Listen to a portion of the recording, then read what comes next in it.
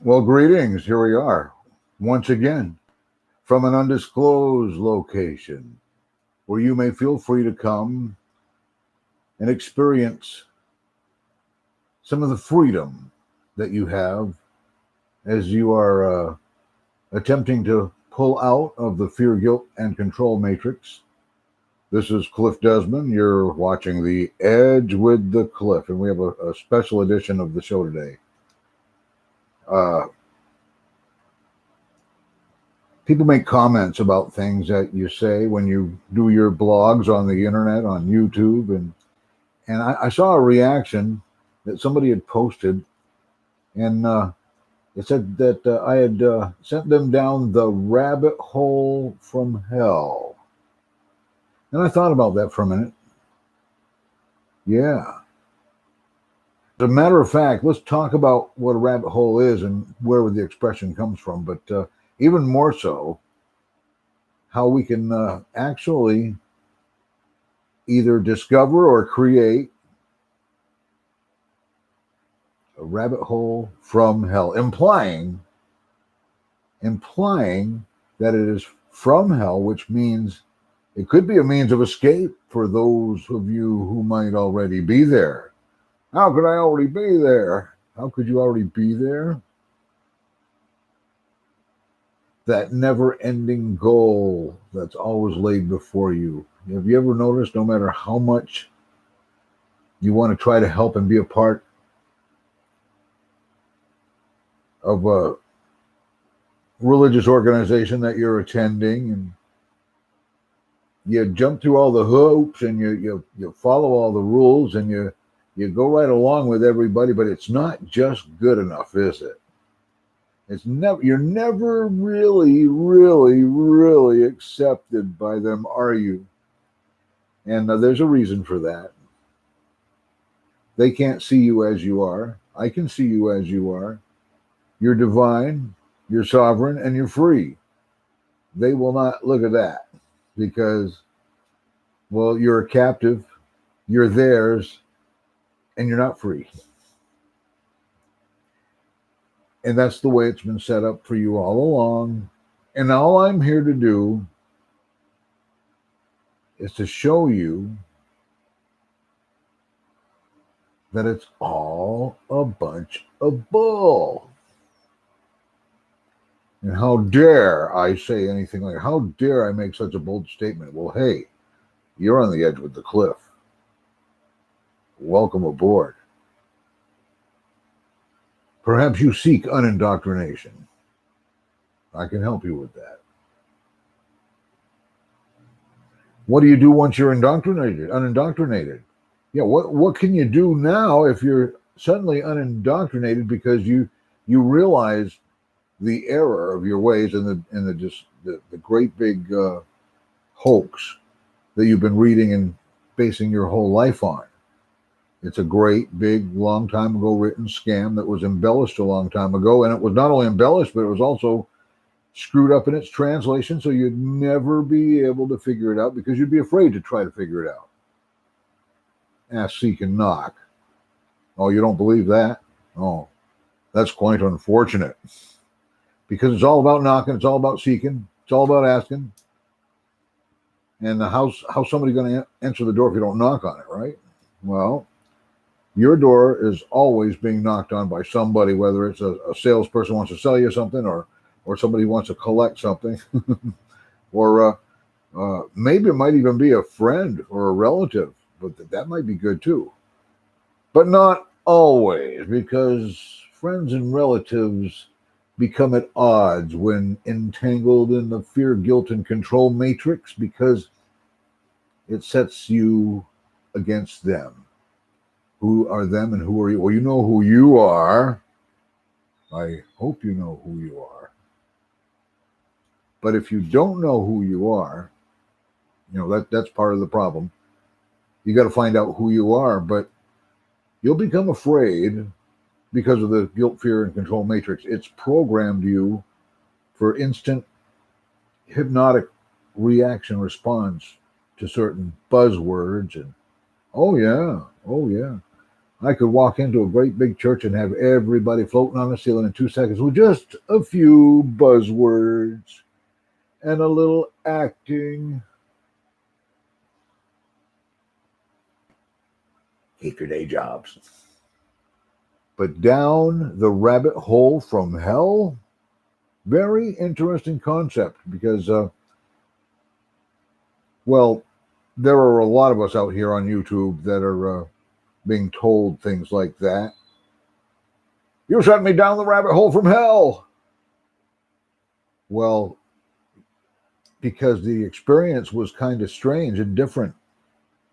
But first and foremost, before you start equating something with a rabbit hole or a rabbit hole from hell, excuse me, the whole idea is what the rabbit does in the first place with the hole. Rabbits tend to dig a lot of holes, and they'll be down into one, and they'll intertwine and underground. And well, the way I found out about it when I was a small child and went hunting with my aunt, and she didn't shoot rabbits. No, we weren't hunting with to shoot anything. We were hunting to find. And we had Heidi, a little beagle. Beagle was Flo's beagle, Heidi, and she's sniffing around. All of a sudden, oh, she found something.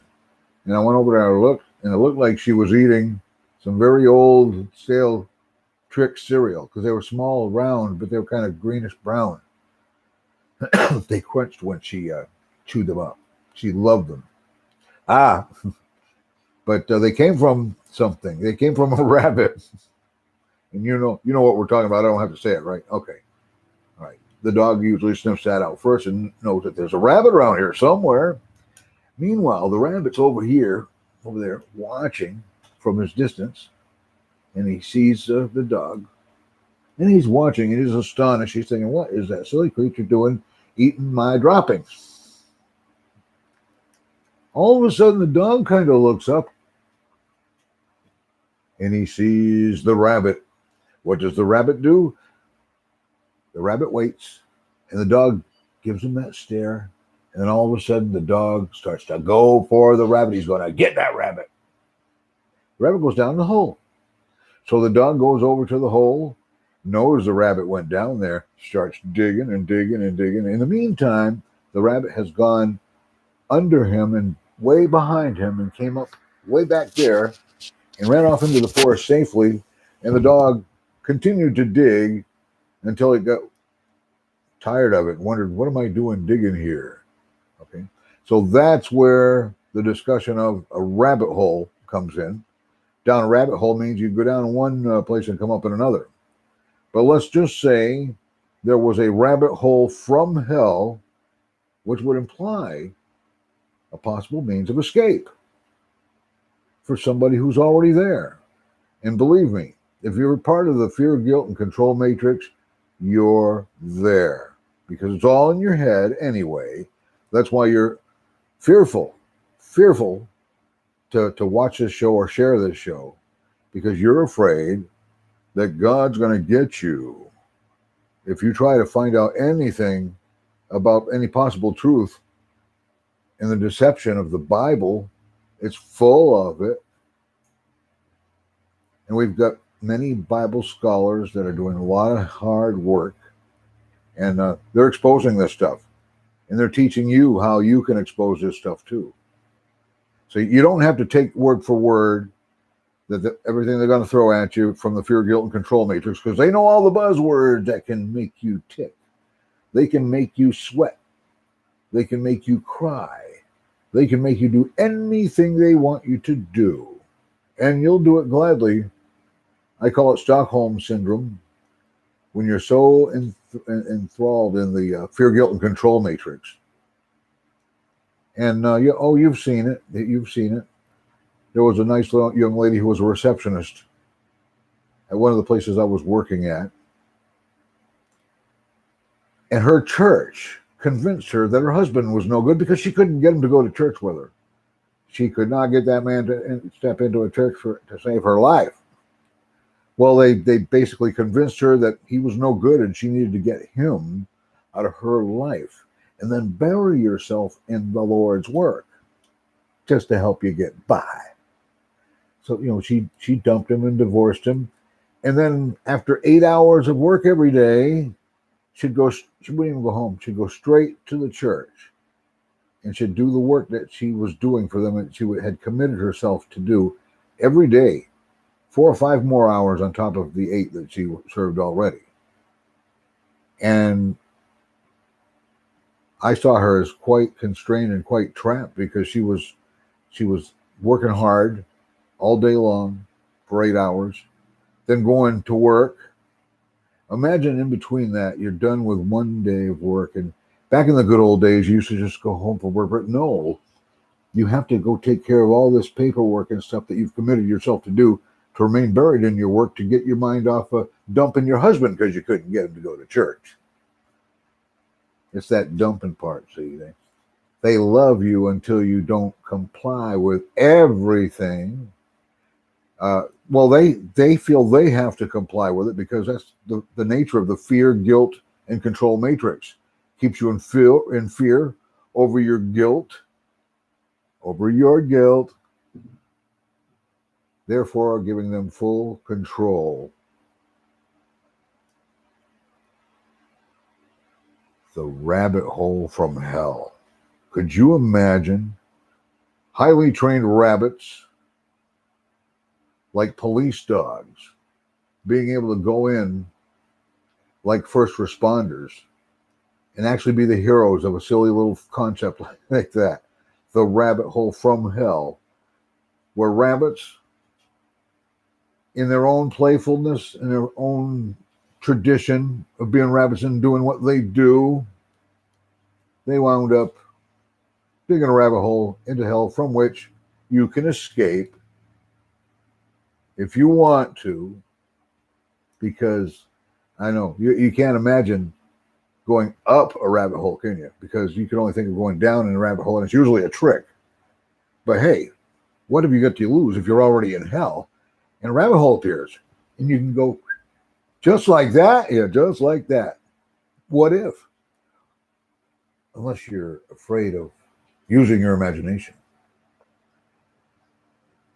I'm trying to figure out when it was during your life, how old you were when your parents and your teachers and your peers started destroying your imagination.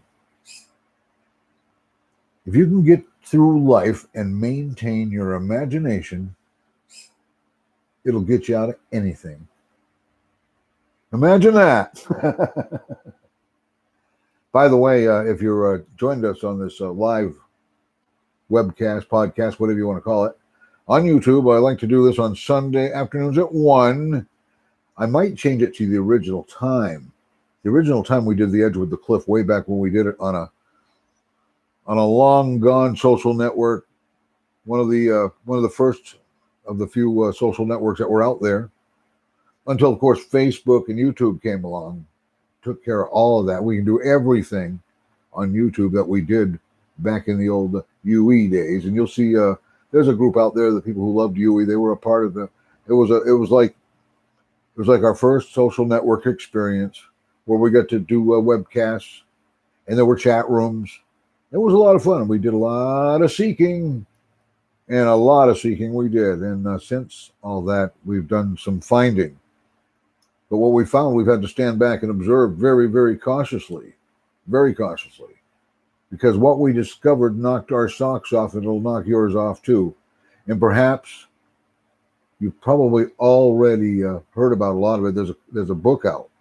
There's one in particular book that kind of blew me away. It's called The Apostle Paul Antichrist, and you need to check it out. You can get it in an ebook form, I'm sure. You can get it in soft cover, maybe hardcover too. It depends. But it's written by Jeffrey Daugherty, and it's a result of he's taking all of his years as being a minister with I think it was the Assemblies of God. It was the Jimmy Swaggart bunch. He was with that group, and he was like an evangelist and a pastor for 20 years. Of course, he was already a Bible scholar, and he had already had a degree, and he's also got an additional degree in anthropology. You imagine that, an anthropology getting into the Bible and started doing some forensic Bible study. And how do you do forensic Bible study? Well, he was suspicious of the translation. Why? If you read the Apostle Paul Antichrist book, you'll find out that Jeffrey Darty had determined through many years, in fact, now claiming 100,000 hours of Bible study. Now, I think to be a Bible scholar, you have to have something like 10,000 hours of Bible study under your belt. But he studied all those years, and he's still studying every day. The man is studying and picking the Bible apart and going back and translating from the original. And you can do it too. He's got the method down, and he shows it. He shows you how to do it. BibleHub.com. Go into BibleHub.com. It's like an online thesaurus. But there's a word I want you to remember when you're in there, and you find your favorite Bible verses, and you want to find out what they really, really said. You zero in on the Bible verse, then you click on it, and you hit the interlinear. The interlinear. Remember that. Interlinear.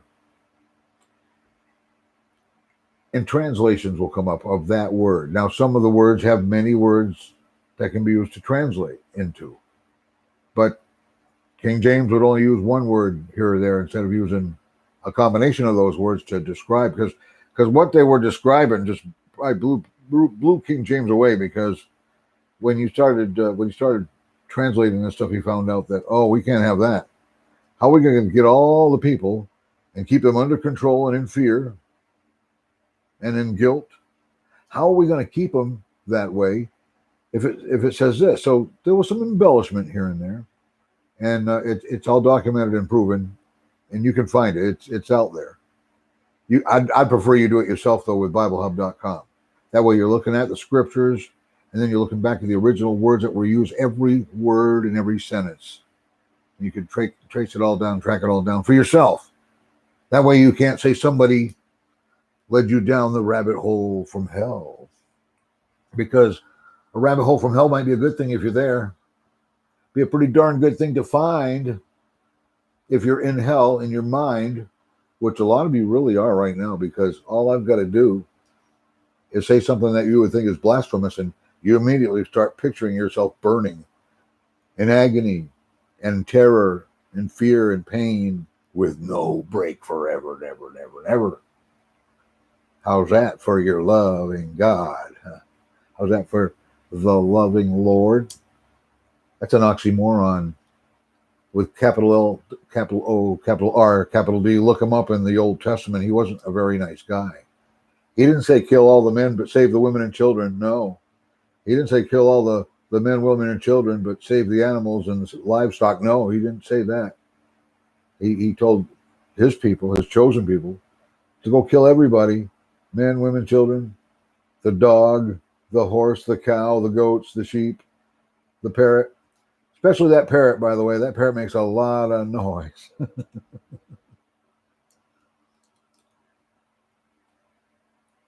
But as you agonize in your virtual hell that it was placed into your mind, your Stockholm syndrome should kick in just enough to feel like maybe I'm not in hell after all. Maybe this is all just torment in my mind, because they're not accepted.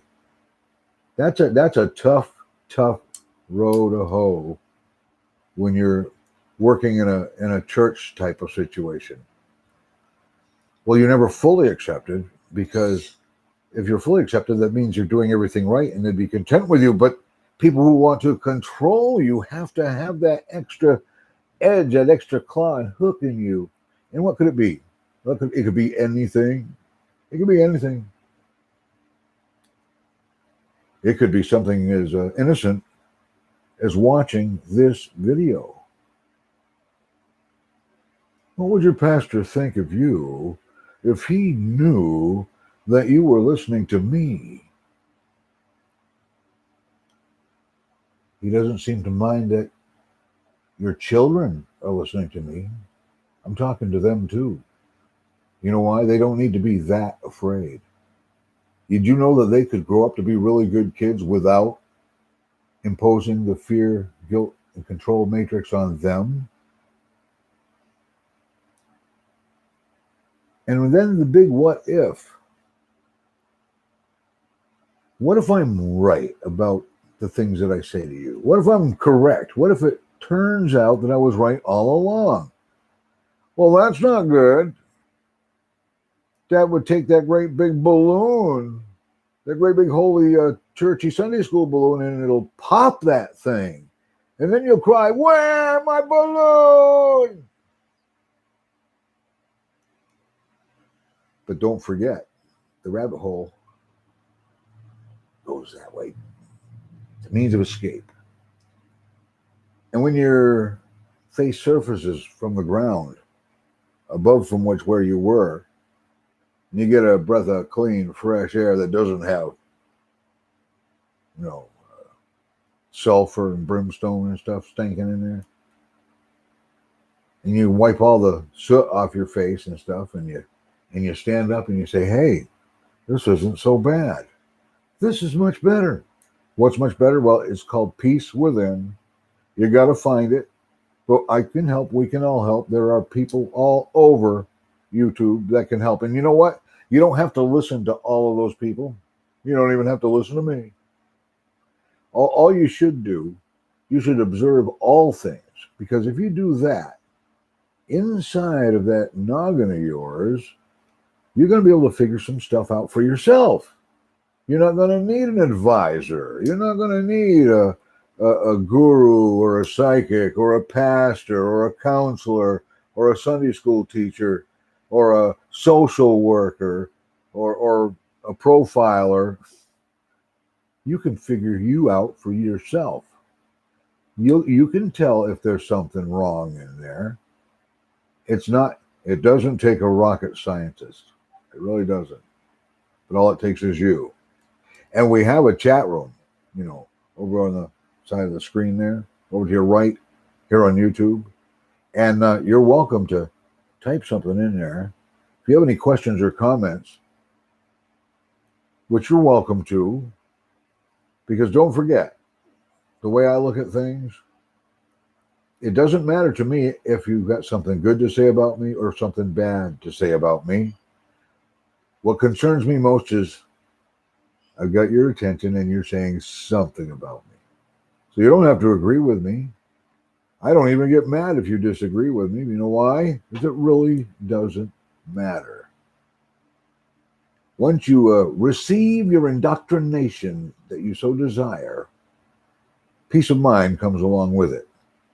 And what's the best peace of mind? What's the best peace of mind now? How do you avoid the bullshit? Okay? You can tell by the smell. If it's bullshit, okay? And maybe it don't smell all that bad to you. Maybe you're quite accustomed to smelling all that bullshit.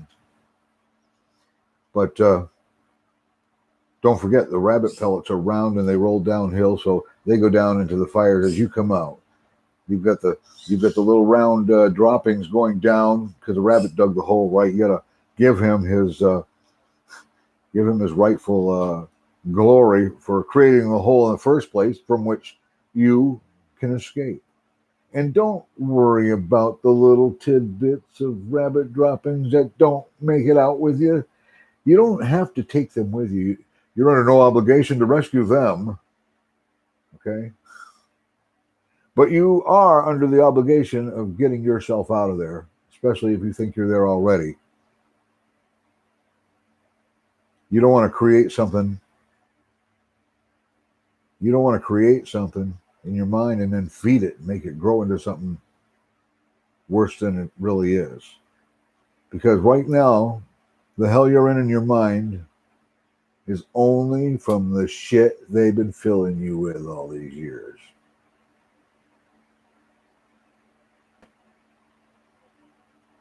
About that Apostle Paul Antichrist guy thing, didn't Jesus say something to the effect of, and if they see me in the desert, don't follow him, don't go, because that's not the way I'm going to come. I'm not going to come like that.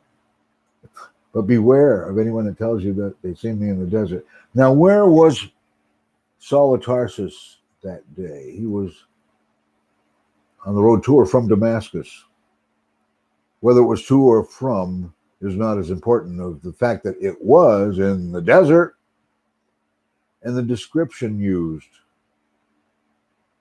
The description used in Paul's vision, supposedly of Jesus, was the exact same word for word in the Greek description, the same exact that was described, Jesus describing the adversary being cast down from heaven to the earth, remember? So who was actually cast down? Well, that's what that 100,000 hours of Bible study comes from for Jeffrey Darty. He's not a proud type of guy, but he is concerned. And I think he probably feels like once you discover something like that, it's your obligation to get the word out. So he's got a lot of folks that don't think he's with it. And, nobody's with it totally. But you got to go observe all things and learn how to let yourself determine for you what you think. Don't let them tell you what to think.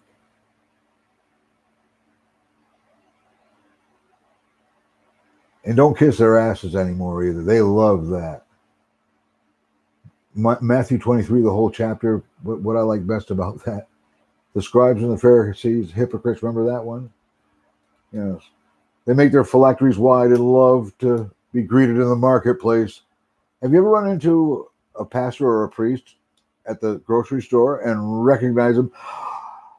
Pastor blah blah, how are you? And he's, oh my son, it's great to see you, and oh, the big show for everybody, and that's my pastor right there. Oh, huggy poo, smoochy butt, and all that. They love it, and that's their reward. That's the reward they get. There are greater rewards, but I'll let you discover those for yourself because they're coming. There are a lot of rewards and a lot of blessings once you're outside of the fear, guilt, and control matrix. And you can exit that program any way you want. You just stop. Just stop the intake. Stop the output. The output provides like a supply and demand from the matrix. The matrix is going to need something from you. You're going to need something from it. And you're going to get deeper and deeper and deeper and trapped. And still, when it's all said and done, still not totally accepted by your peers. You know why? They can't imagine you making it all the way through because they believe that you were born sinful. So sin is the only thing they can see in anybody, even their next door neighbors. Therefore, all they can do is look at their neighbors and go, I don't know those people. I bet they're doing something naughty right now, by golly. You know what that is. That's how the gossip starts. And then somebody else says, you know what? I seen them looking at each other in the car the other day, and I'll bet they're doing something nasty right now. Keep feeding that gossip. You don't know those people. You don't know what they're thinking. You don't know. That look in the car, you have no idea what the discussion was going on, what personal, private business was taking place that was none of yours to begin with. I love to torment the gossipers because, well, I get to be a target of a lot of gossip. The worst kind, family gossip. Because there's a part of my family that doesn't have any idea about why I feel this way, why I believe this way. All they can see is that he's up to something really weird. He's kind of, I don't think he's crazy. They have all kinds of descriptions and names. They love to call names, but they're the gossip mongers. And that's the most important part of their religion to them, is the gossip, because they don't really know anything, but they want to appear to know everything so that you'll want to go to them and find out more. What else did you hear? You know how it is. So we have a highly trained rabbit with all the skills of forensic first responder police dogs taking on a mission that surprises everybody. The furry little bunny rabbit dug a hole in the ground to get away from and stay away from the predator animals, and accidentally dug his way all the way to one of the entrances of hell that thought was closed off, apparently, because it was really easy. The bunny goes, "Oh, wow, I don't want to do that." Went back up the hole. So the first one out of the hole is the rabbit escaping from the rabbit hole from hell.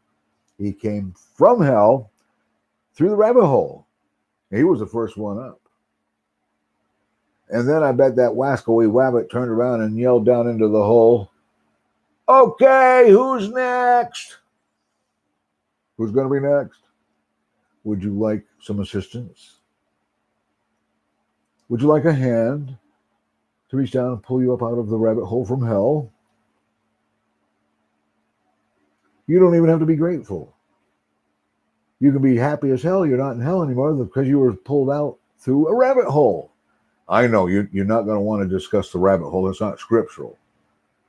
But I'll tell you what, there are rabbit holes throughout the Bible where the rabbit sees the dog, the rabbit sees you coming, and the rabbit gets your attention so that you'll go for him. And once you get into that full, I'm going to go get him mode, he slips down into a hole.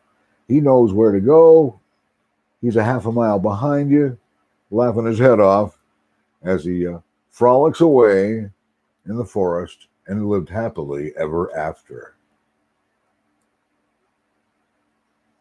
If you have any questions about anything or comments, there's a chat room box, but I do understand you know who is probably looking over your shoulder. And if they come in real quick, you minimize the screen, keep the headphones on.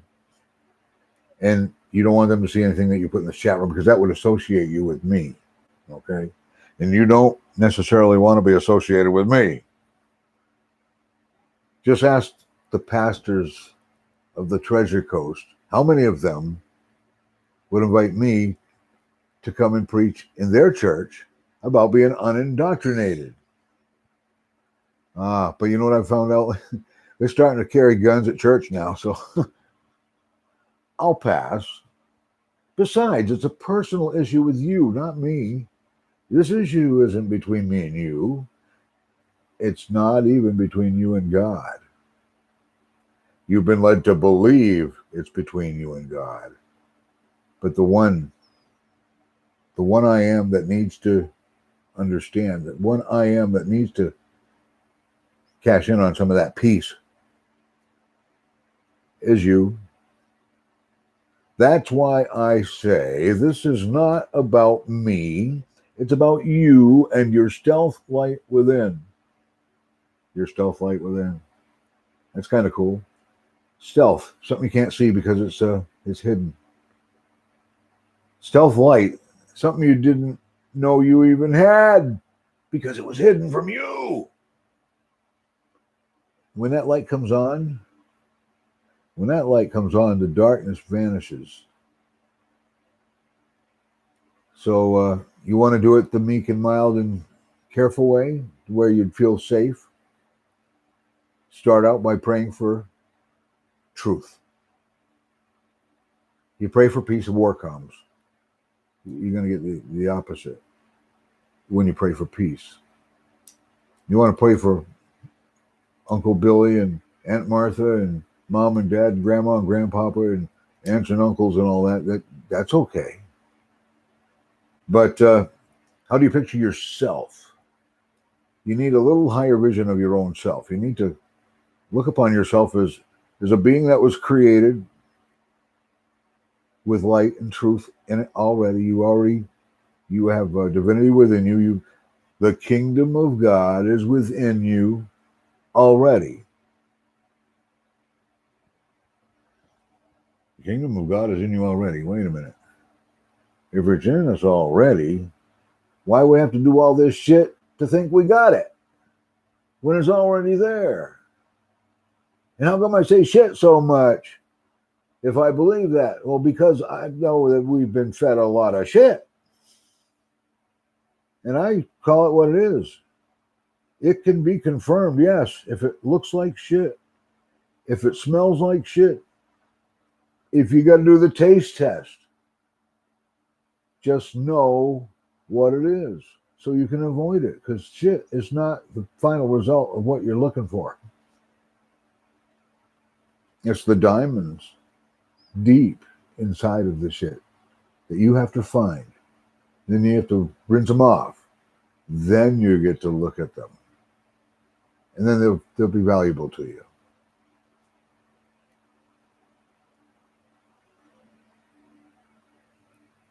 So have you been down the rabbit hole from hell today? That's a great theme for a show like this. The edge with the cliff, down the rabbit hole from hell.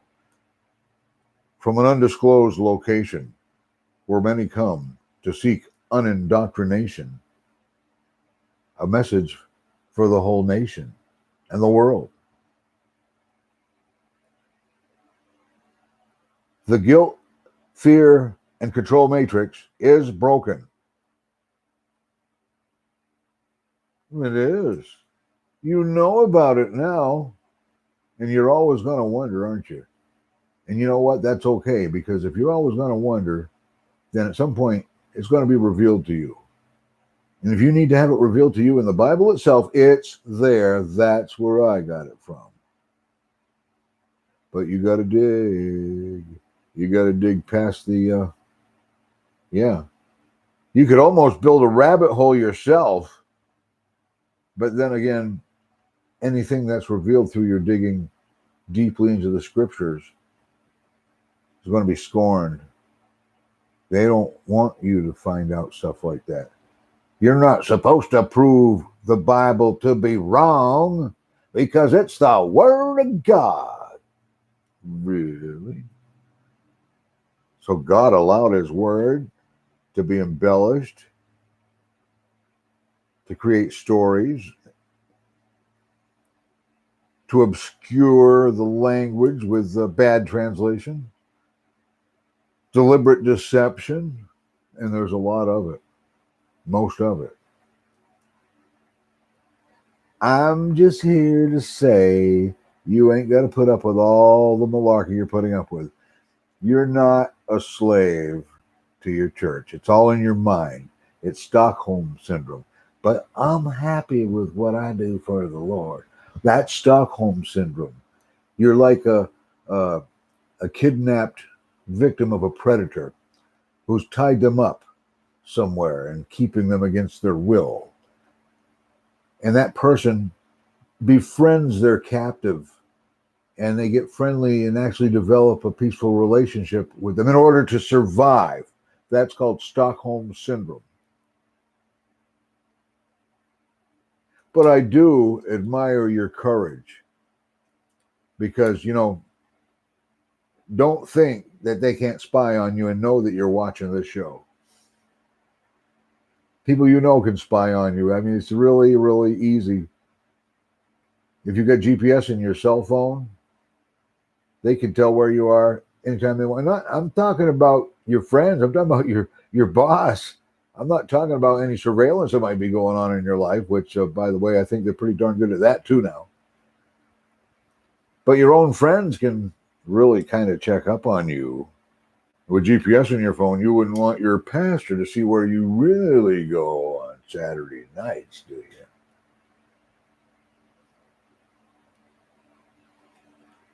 Down the rabbit hole from hell, from which there's a big escape going on already.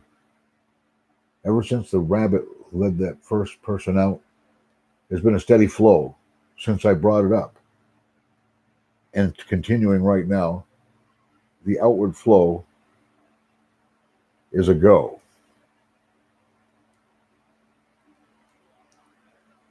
From an undisclosed secret underground location.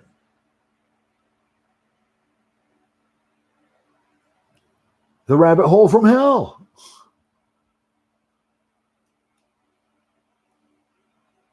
I hope you've enjoyed this.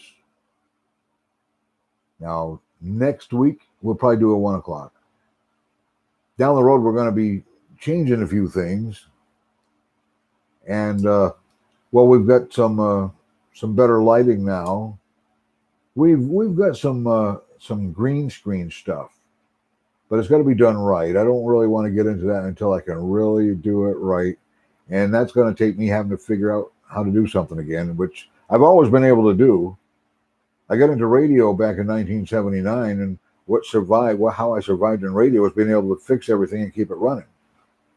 But then all this computer technology came in, and I was faced with either going into something else or going along with it and learning everything I could about computers. So I started learning how to write DOS programs and embellish programs that were already made, and I had a lot of fun with the BBS. And then Microsoft come along, and we've applied everything that we ever learned from Microsoft in the Windows systems to what we do now on the other end of it, where radio has become multimedia. That's my day job. But when the sun goes down, I take the elevator down to the secret, undisclosed, underground location where many have come seeking unindoctrination. This is Clif Desmond, the Edge with the Cliff. Down the rabbit hole from hell.